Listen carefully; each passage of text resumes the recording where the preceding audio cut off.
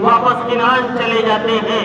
اس وجہ سے کیا یہ کام کہ اللہ تبارک و تعالیٰ نے حکم دیا کہ ان کے پاس زبان نہیں تھی کہ وہ سوال کرتے کہ میں کیوں کروں اللہ، یہ میرا لخت جگر ہے، بلکہ نبی علیہ السلام کی وہ ذات ہوتی ہے کہ اللہ کی طرف سے جس چیز کا حکم ملتا ہے وہ فوراً اس پر لبیک کہتے ہیں، سوال پیدا نہیں کرتے۔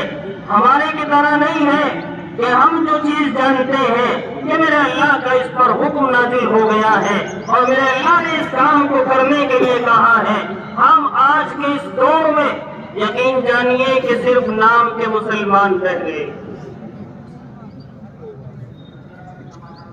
ہم یقیناً نام کے مسلمان رہ گئے۔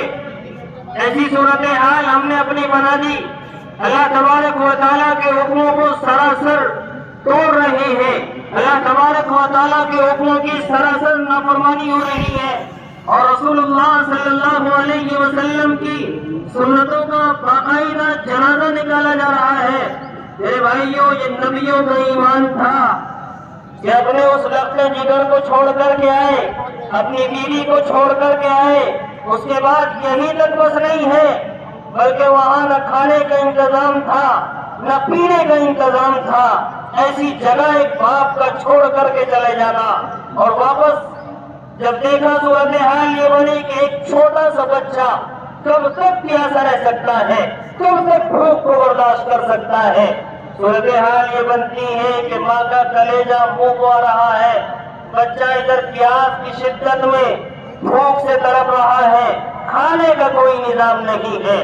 حضرت ہاجرہ علیہ السلام کبھی صفا کی دوڑ لگاتی ہے، وہاں بھی چکر لگاتی ہے، کبھی مروہ پہ آتی ہے، اور جس سنت کو آج تک الحمدللہ جو ہمارے حاجی لوگ حج کرنے کے لیے جاتے ہیں وہ دیکھتے ہیں، اور اس سنت کو آج تک میرے اللہ نے برقرار رکھا ہے۔